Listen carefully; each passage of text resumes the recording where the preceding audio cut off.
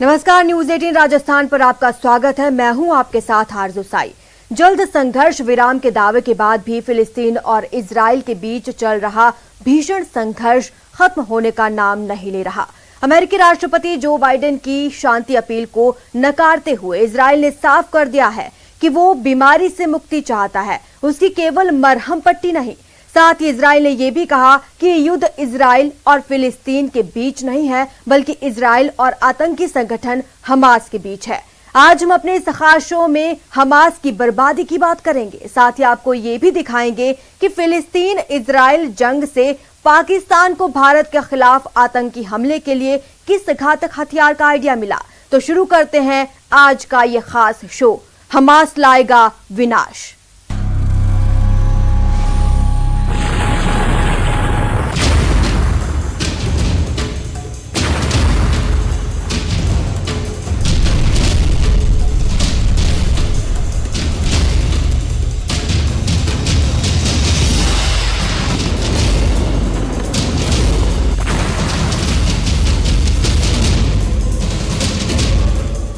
लगता है इजराइल ने ठान रखा है कि अब वो हमास की एक भी गलती को माफ नहीं करेगा। उसकी छोटी से छोटी गलती पर भी वो उसे ऐसी सजा देगा जिसकी कल्पना से भी रूह कांप जाए। तभी तो हमास ताजा संघर्ष के बीच जब भी इजराइल की ओर रॉकेट छोड़ता है, इजराइल उससे कई गुना ज्यादा ताकत से उसके ठिकानों पर हमले करता है।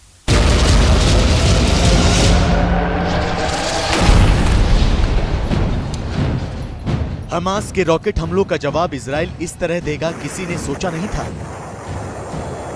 इजराइल फिलिस्तीन के गाजा शहर को तबाह कर देने की कसम खा लेगा, किसी ने सोचा नहीं था। पिछले 8 दिनों से जारी जंग इतना भयानक मोड़ ले लेगी, किसी ने सोचा नहीं था। इजराइल की वायुसेना गाजा पर ताबड़तोड़ हमले कर रही है, बम, मिसाइल और रॉकेट दाग रही है। ऊंची खड़ी इमारतें धूल में मिलती जा रही हैं।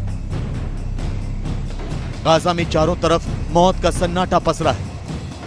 चारों तरफ मलबा ही मलबा है और उस मलबे में जिंदगी को ढूंढने का सिलसिला जारी है। न्यूयॉर्क टाइम्स की एक रिपोर्ट के मुताबिक इजराइल की सेना ने सोमवार को गाजा पट्टी में कुल 35 टारगेट्स को हिट किया।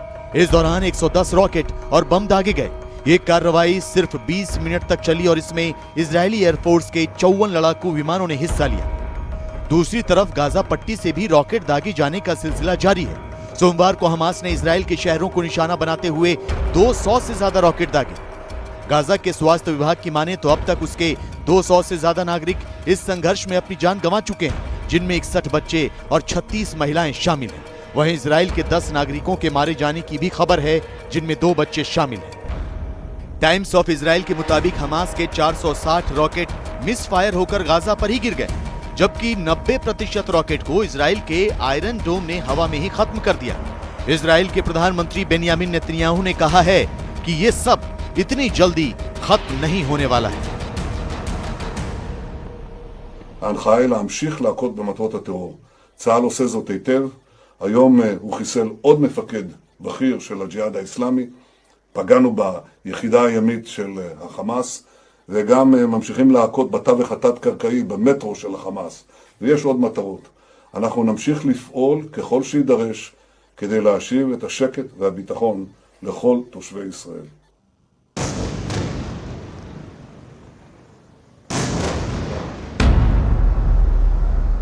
हमास पर इजराइल के पलटवार की ये सबसे भयानक तस्वीरें हैं। देखिए कैसे चंद सेकंड में इजराइल की वायुसेना ने इस इमारत को जमींदोज कर दिया, मिसाइल से इस इमारत को धूल में मिला दिया। इजराइल के हमलों से गाजा शहर खंडहर में तब्दील होता जा रहा है। चारों तरफ मलबा है। जमीन पर औंधे मुंह गिरी इमारतों के बीच लोग अपनों की तलाश कर रहे हैं। यही नहीं, सैटेलाइट तस्वीरों से भी जाहिर होता है कि किस तरह गाजा में तबाही का दायरा बढ़ता जा रहा है। इजराइल का दावा है कि वो हमास के ठिकानों को निशाना बनाकर हमले कर रहा है। ये तस्वीरें देखिए, बताया जा रहा है कि इजराइल डिफेंस फोर्सेस ने गाजा में हमास के बनाए ज्यादातर सुरंगों को इसी तरह तबाह कर दिया।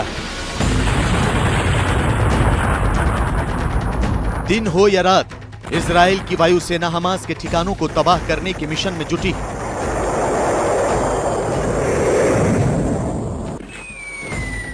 गाजा पर हमलों की बौछार हो रही है। यही नहीं, इजराइल और फिलिस्तीन के उग्रवादी गुट हमास के बीच जारी इस संघर्ष में एक नया मोड़ भी आ चुका है।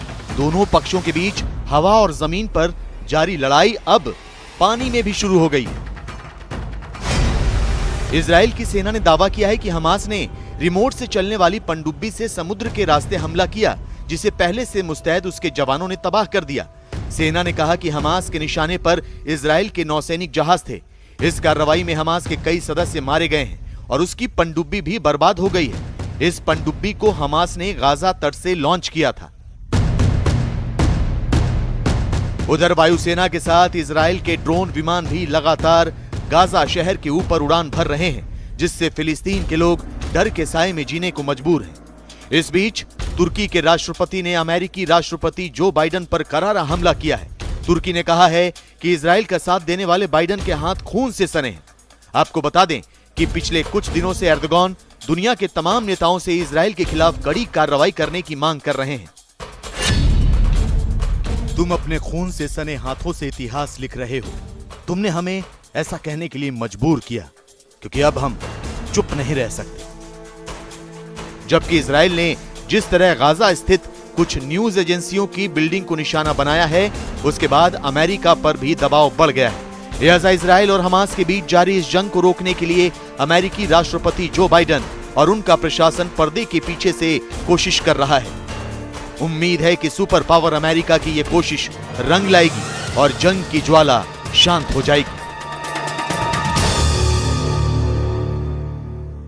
इजराइल और हमास के बीच ये जंग उस मोड़ पर पहुंच चुकी है जहां से ये किसी भी वक्त तीसरे विश्व युद्ध की ओर मुड़ सकती है।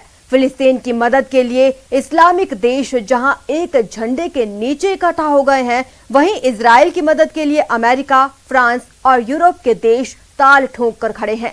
और इन सब के बीच रूस ने भी अपने इरादे साफ कर दिए कि इजराइल के हमलों को वो और ज्यादा देर तक बर्दाश्त नहीं कर पाएगा। मतलब साफ है, इजराइल के हमले जल्द नहीं रुके तो फिर कुछ भी हो सकता है।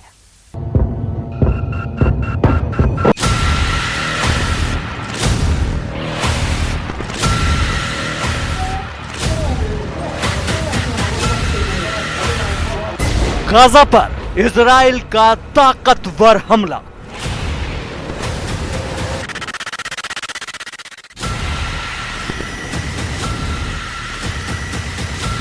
गाजा का जर्रा जर्रा दहल रहा है, जमीन हो या आसमान।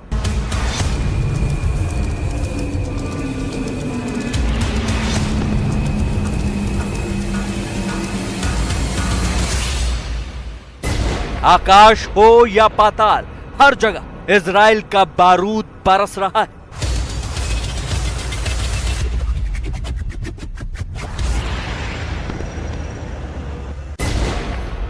दिन हो या रात, जल थल नभ, हर जगह बस तबाही का मंजर है।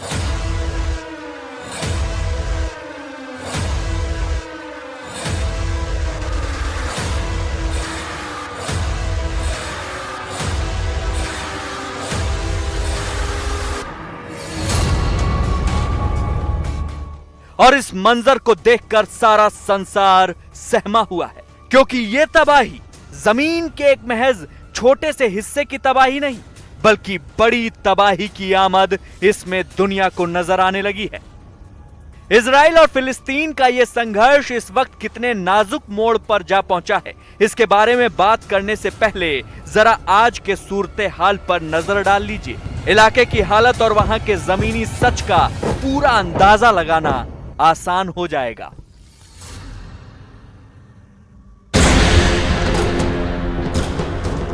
इजराइल और फिलिस्तीनी संगठन हमास के बीच पिछले 10 दिनों से जंग जारी है और इस जंग के 10वें रोज बुधवार की सुबह इजराइल के लड़ाकू विमानों ने गाजा सिटी में हमास की सुरंगों को अपना निशाना बनाया।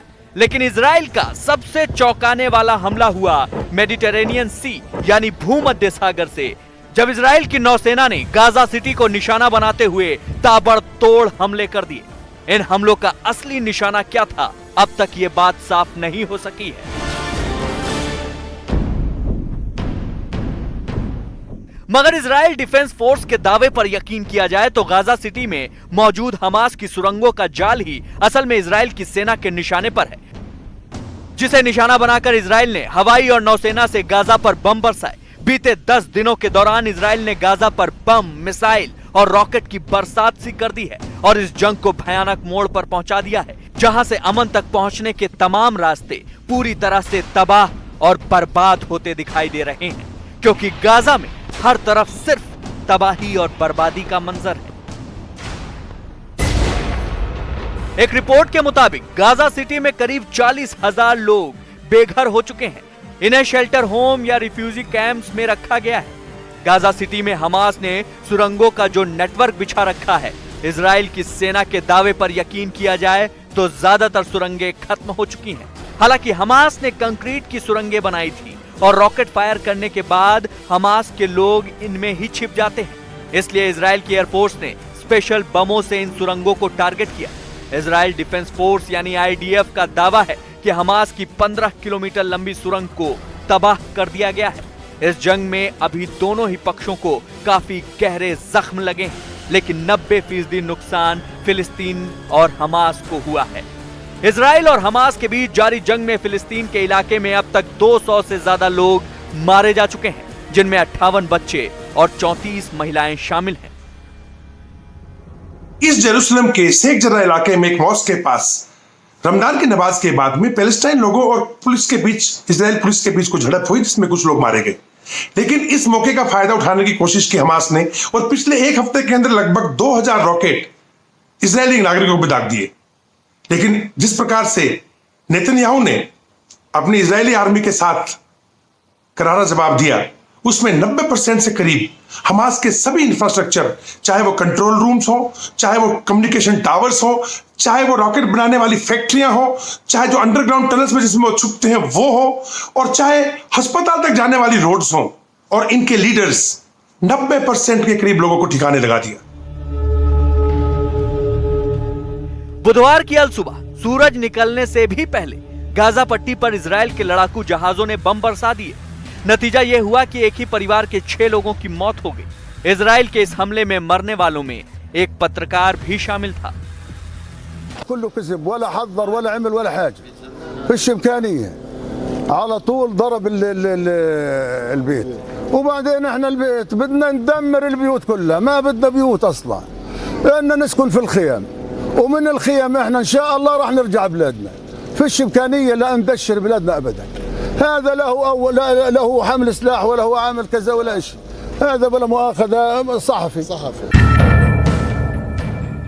गाजा के इलाके में इजराइल के ताबड़तोड़ हमले को देखते हुए पूरी दुनिया सहम सी गई है, क्योंकि फिलिस्तीन और इजराइल का यह संघर्ष अब किसी बड़ी जंग के मुहाने की तरफ जाता दिखाई पड़ने लगा है।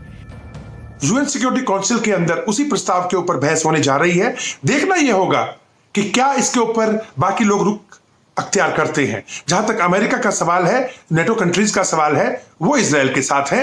रूस, चीन, ईरान और तुर्की और पाकिस्तान जैसे देश वो एक तरफ खड़े हैं।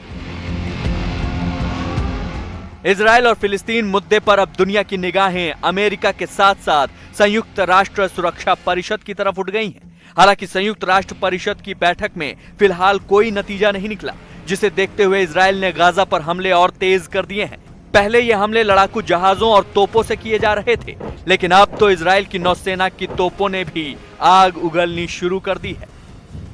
जो पैलेस्टाइन और इजराइल की आपस में तनातनी चल रही है, उसके बीच में सऊदी अरब के कहने पर मुस्लिम देशों की OIC की एक बैठक बुलाई गई, जिसमें सभी ने हिस्सा लिया, लेकिन कोई तालमेल नहीं बना पाए, सभी आपस में बटे हुए थे। दूसरी ओर रूस, चीन और ईरान के साथ साथ पाकिस्तान और अर्दोगन यानी तुर्की के जो राष्ट्रपति हैं, बिना मतलब फेफड़े फुला रहे हैं मुस्लिमों के मसीहा बनने के चक्कर में। लेकिन ग्राउंड के ऊपर ऐसी कोई बातचीत नहीं जिससे हम यह कह सके कि खाड़ी अब एक विश्व युद्ध की शक्ल में बदलने जा रहा है। अंतर्राष्ट्रीय बिरादरी इजराइल और फिलिस्तीन की मौजूदा सूरत हाल को लेकर सीधे सीधे दो धड़ों में बटी दिखाई दे रही है। एक तरफ इजराइल के तर्क के साथ अमेरिका और ब्रिटेन के अलावा फ्रांस और जर्मनी भी खड़े दिखाई दे रहे हैं, जबकि दूसरी तरफ फिलिस्तीन की तबाही और बर्बादी को देखकर तुर्की समेत अरब के कई देशों ने हमास के हक में ताल ठोकने का इरादा किया है। लेकिन दुनिया की फिक्र इस बात को लेकर ज्यादा है कि कहीं ये जंग की आग यरूशलेम तक न पहुंच जाए, क्योंकि रूस ने भी अब अपना रुख साफ करना शुरू कर दिया है। लिहाजा अगर इजराइल और फिलिस्तीन के बीच का ये झगड़ा यही नहीं थमा तो पूरी दुनिया कहीं तीसरे विश्व युद्ध के मुहाने तक न पहुंच जाए, क्योंकि रूस ने यह इशारा कर दिया है कि वो इजराइल की तरफ से की जा रही तबाही और बर्बादी को ज्यादा नहीं देख सकता।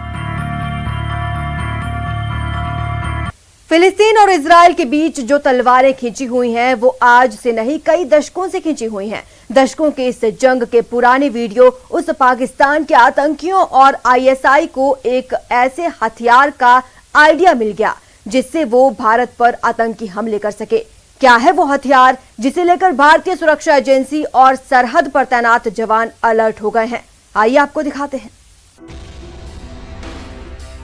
इस रिपोर्ट में इस्तेमाल की गई तस्वीरें और वीडियो आपको विचलित कर सकती हैं। दर्शक कृपया अपने विवेक से काम लें।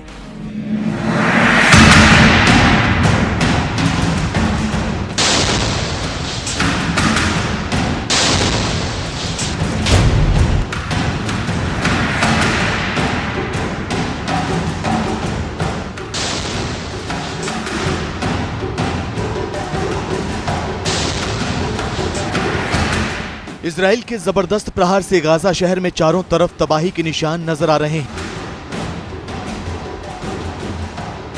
सुबह से लेकर रात तक आसमान में बारूदी संग्राम से सनसनी मची है। धमाकों की आवाज से गाजा में खौफ पसरा है। इजराइल और फिलिस्तीन के उग्रवादी गुट हमास में छिड़ी जंग से पूरी दुनिया सख्ते में है।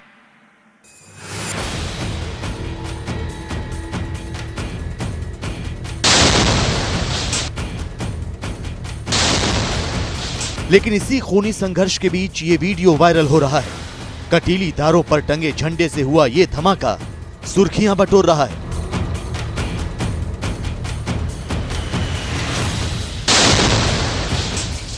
लेकिन आपको ये जानकर हैरानी होगी कि पाकिस्तान परस्त आतंकी भी अब इसी वीडियो की तर्ज पर कश्मीर घाटी में हमलों का ब्लूप्रिंट तैयार कर रहे हैं। इमरान के चहेते दहशतगर्द हमास की तरह भारतीय सेना पर हमलों की साजिश रच रहे हैं। पाकिस्तान के पैसे पर पलने वाले आतंकवादी संगठन हर उस हथियार को आजमाते हैं जिससे भारतीय सेना को नुकसान पहुंचाया जा सके, चाहे अफगानिस्तान या दुनिया के अन्य मुल्कों में इस्तेमाल होने वाला स्टिकी बम हो या आईएसआईएस का तरीका आत्मघाती हमला। खुफिया एजेंसियों को मिली जानकारी के मुताबिक अब पाकिस्तान के आतंकवादी संगठन फिलिस्तीन के उग्रवादी गुट हमास के नक्शे कदम पर चलने की तैयारी में है।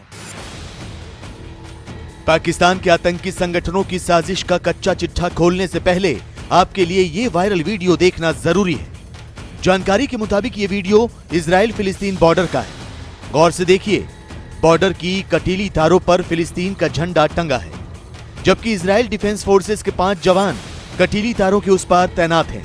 इनमें से एक जवान फिलिस्तीन के इस झंडे को उतारने की कोशिश करता है। वो झंडा उतार लेता है और पोल समेत उस झंडे को अपने साथियों के पास लेकर जाता है। यहां तक तो सब कुछ ठीक है, लेकिन जैसे ही वो फ्लैग पोल को जमीन पर रखता है, एक जोरदार धमाका होता है और वहां मौजूद इजराइल के जवान हवा में कई फीट ऊपर उड़ जाते हैं।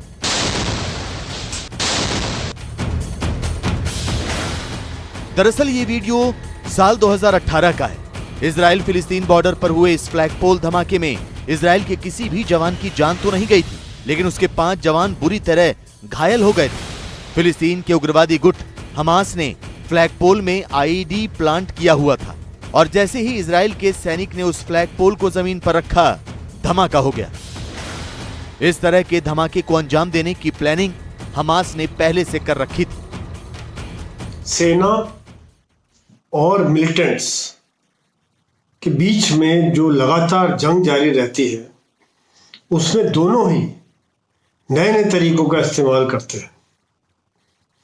जैसा कि हमने देखा कि आज किस प्रकार से फिलिस्तीनी नए नए किस्म के आईडी का इस्तेमाल करते हैं, जिसको इम्प्रोवाइज एक्सप्लोसिव डिवाइस भी कहते हैं।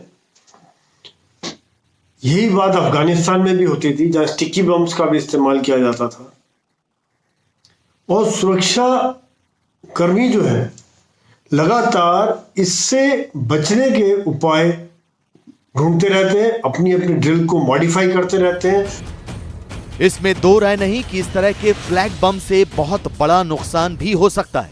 लिहाजा पाकिस्तान के पिट्ठू आतंकियों ने अब हमास की ही तरह फ्लैग बम से भारतीय सेना को निशाना बनाने की साजिश रची है। पाकिस्तान के आतंकी संगठनों ने हमास की फ्लैग बम वाली तकनीक के जरिए नए सिरे से हमलों का ब्लूप्रिंट तैयार किया है। हालांकि भारतीय सेना को उनके इस साजिश की जानकारी मिल चुकी है और सुरक्षा बल को इस तरह के खतरे से निपटने के लिए नए ड्रिल और तकनीक ईजाद करने को कहा गया है। साथ ही खतरे को देखते हुए स्नीफर डॉग्स के इस्तेमाल की सलाह भी दी गई है। खुफिया जानकारी के मुताबिक ऐसे फ्लैग बम सड़कों या पेड़ों के पास रखे हुए हो सकते हैं। ऐसे स्टिकी बम है जिसका इस्तेमाल दिल्ली में भी किया गया था, अफगानिस्तान में कई बार किया गया है, तो वो भी कश्मीर के मिलिटेंट्स इस्तेमाल कर सकते हैं। पर सुरक्षा कर्मी, जहां तक मेरी जानकारी है, कि इसके बारे में पूरी तरह से सचेत है और इसके लिए क्या करना है, किस प्रकार से उन्होंने अपनी मूवमेंट को में बदलाव लाना है, किस प्रकार से इस पर नजर रखना है, उसके बारे में पूरा सोच विचार किया जा चुका है। पहले पाकिस्तान के आतंकी संगठन सीधे सेना के काफिले पर गोलियां बरसाते थे या फिर छिपकर ग्रेनेड से हमला करते थे। हालांकि इस तरह के हमलों में नुकसान बहुत कम होता था और सेना को जवाबी कार्रवाई करने का भी पूरा वक्त मिल जाता था। लिहाजा दुनिया भर में आतंकवादी संगठनों के इजाद किए गए हमलों के नए नए तरीकों का जम्मू कश्मीर में आतंकी संगठनों ने इस्तेमाल करना शुरू किया। आपको याद होगा, अफगानिस्तान और दुनिया के दूसरे मुल्कों की तर्ज पर आतंकी संगठनों ने स्टिकी बम का इस्तेमाल शुरू किया। यही नहीं, एक समय में ISIS की तर्ज पर सुइसाइड हमलों का सिलसिला भी चल पड़ा था। पुलवामा हमला इसी तरह किया गया था। हमारी ट्रेनिंग में इस चीज के बारे में पूरा सचेत रहने के लिए किया जाता है। भारतीय सेना एक प्रोफेशनल सेना है और इसके बारे में पूरी तरह से जागरूक है। इसीलिए आज हम देखते हैं कि कई बार कोशिश होने के बावजूद भी आईडी ब्लास्ट से कैजुअलिटीज बहुत कम है। ऐसा नहीं कि नहीं लगा रहे, कश्मीर में काफी आईडी लगाए जाते हैं, लेकिन उनको बर्बाद कर दिया जाता है।